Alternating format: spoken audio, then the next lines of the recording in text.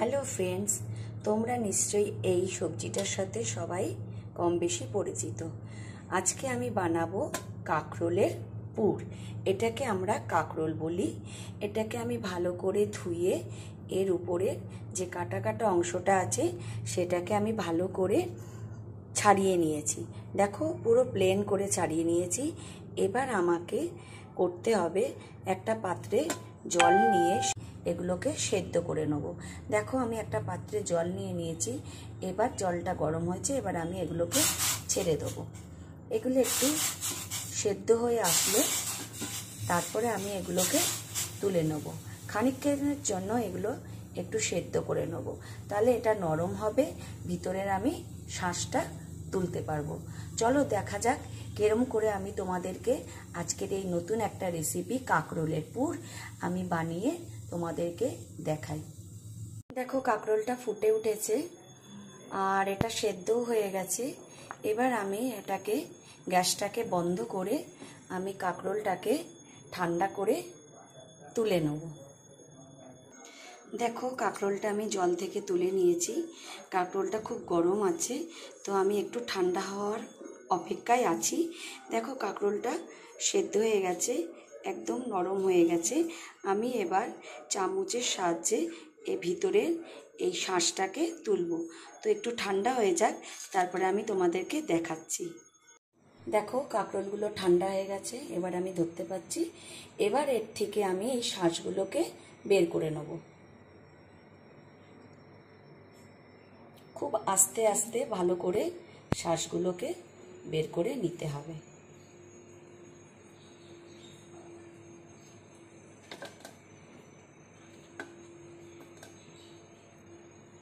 দেখো, ঠিক এরম করে প্রত্যেকটা আমি এইভাবে বের করে নেব।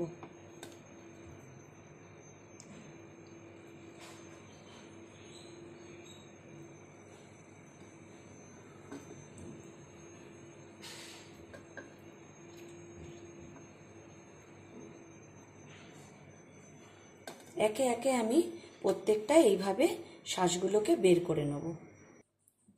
এবার আমি কড়াইতে একটু তেল দিয়ে নেব মশলাটা ভাজার জন্য।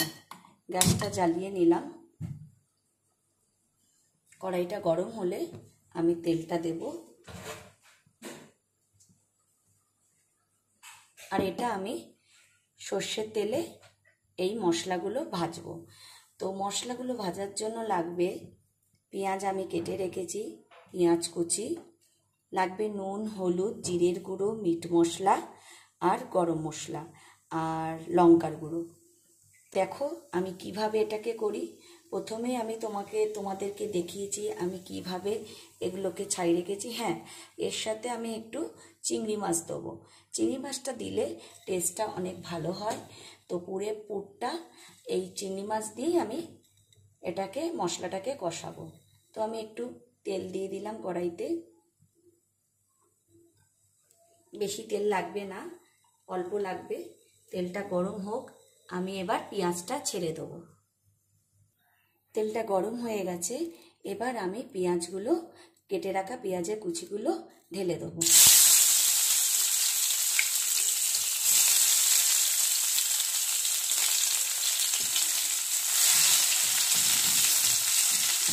হালকা ব্রাউন হলে আমি তারপরে কাঁকরোলের থেকে তুলে নেওয়া পুরগুলো আমি এর মধ্যে ভেজে নেব।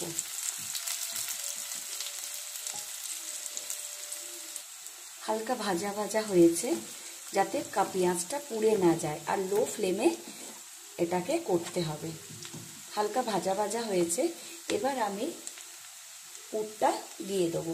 কাঁকরোল থেকে যে পুরটা আমি বের করেছি সেটাকে আমি দিয়ে দেবো।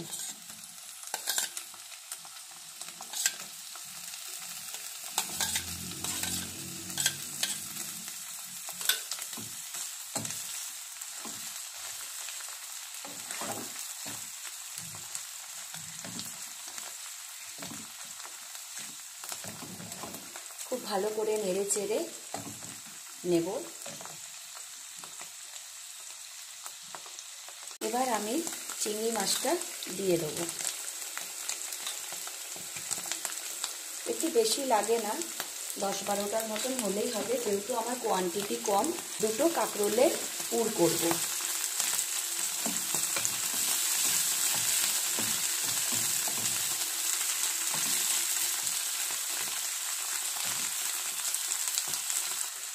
এবার আমি একে একে সব মশলা দেবো। নুন দেবো প্রথমে 1/2 চামচ, বেশি দেব না।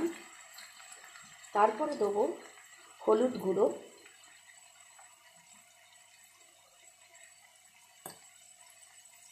তারপরে দেবো লঙ্কার গুঁড়ো। যে যেরকম ঝাল খায় সেই অ্যাকর্ডিং তোমাকে ঝালটা, লঙ্কার গুঁড়োটা দিতে হবে। তো এটা একটু হালকা ঝাল ঝাল হলে ভালো লাগে। তো আমি সব মশলা দিলাম, দিয়ে এটাকে নাড়িয়ে নিলাম।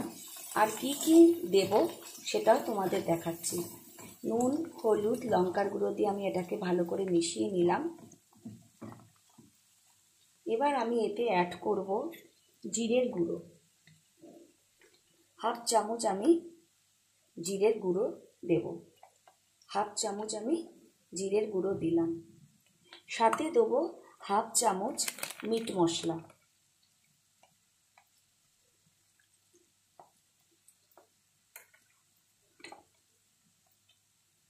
ভালো করে আমি নাড়িয়ে নেব। মশলা থেকে একটা ভালো সুগন্ধ বেরোলে তারপরে আমি এটাকে তুলে নেব।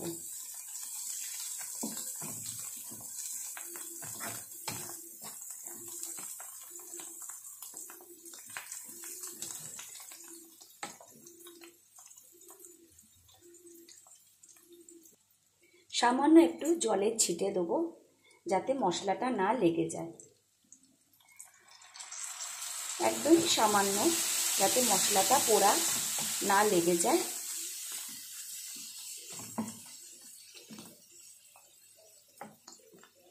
এবার আমি গরম মশলা সামান্য দেব, খুবই সামান্য দেবো, কেন জিনিসটা একদমই অল্প, তার জন্য আমি সামান্য দেবো। বেশি মশলা দিলেই যে ভালো হবে সেটা কোনো কথা না, পরিমাণ মতো দিতে হবে। যেমন কোয়ান্টিটি তেমনটাই মশলা দিতে হবে।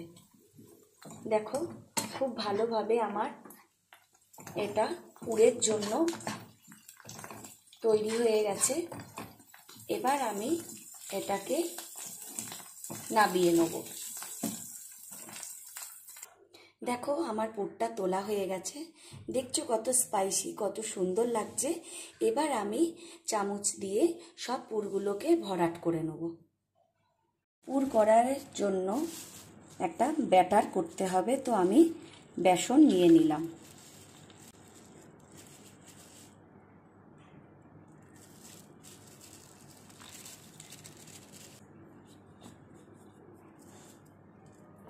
এর মধ্যে আমি ঘরে করে রাখা চালের গুঁড়ো আমি 2 চামচ নিয়ে নেব।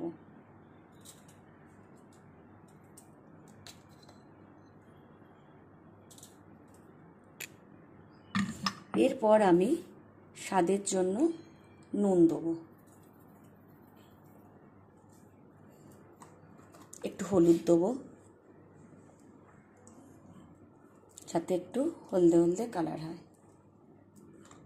এবার আমি পুরো বেসনটাকে জল দিয়ে সুন্দর করে মিক্সড করে নেব।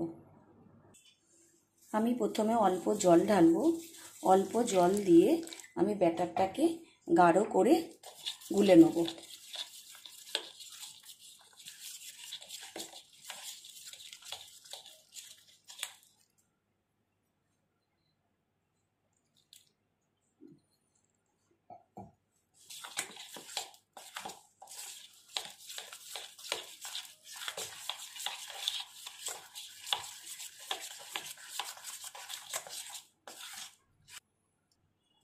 দেখো আমার ব্যাটার গোলাটা হয়ে গেছে।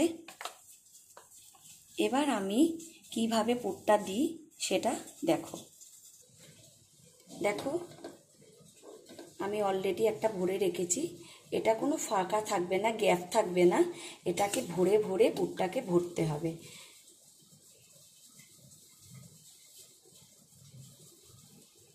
চেপে চেপে এটাকে পুরো ভর্তি করতে হবে। দেখো এরকমভাবে বানাতে হবে। আমি সবকটা এরকমভাবে ভরে নেব।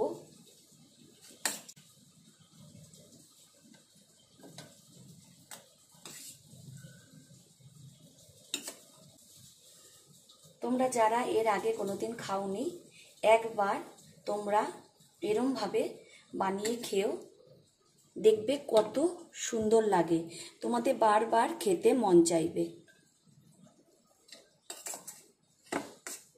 অবশ্যই চিংড়ি মাছ দেবে, চিংড়ি মাছ দিলে এর টেস্টটা অসাধারণ লাগে। গরম গরম ভাতে ডাল দিয়ে খুব সুন্দর লাগে।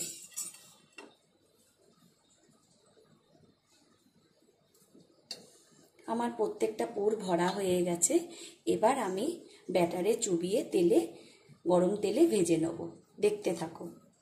কড়াইটা গরম হয়ে গেছে, এবার আমি তেল ঢেলে দেবো। আমি এখানে হেলদি অ্যান্ড টেস্টি সাদা তেল নিয়েছি, আর এটা ভাজার জন্য একটু বেশি তেল লাগবে, যাতে এটা ভালো করে ভাজা হয়। তেলটা গরম হোক, তোমাদেরকে দেখাচ্ছি। তেল আমার গরম হয়ে গেছে, এবার আমি ব্যাটারে চুবিয়ে আস্তে আস্তে এটাকে ভেজে নেব। একে একে আমি এরমভাবে সব কটা ব্যাটারে চুবিয়ে আমি খুব কম আঁচে এটাকে ভাজবো, কেন জোরে দিলে এটা পুড়ে যাওয়ার চান্স থাকবে। যাতে হাতে তেল না লাগে, আস্তে আস্তে ভেজে নিতে হবে। পিঠ ভাজা হয়ে গেছে, আমি দেখতে পাচ্ছি। এবার আমি এটাকে অন্য পিঠটা ভাজার জন্য উল্টে নেব।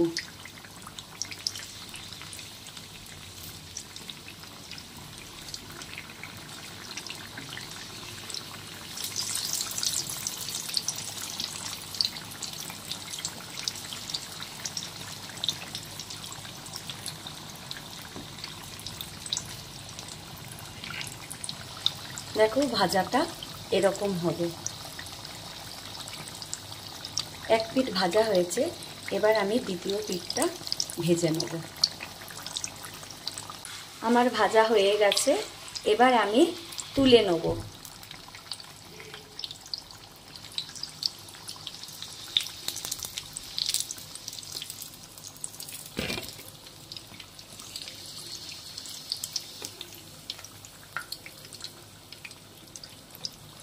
ভালো করে তেল ঝরিয়ে এটাকে তুলে নিতে হবে।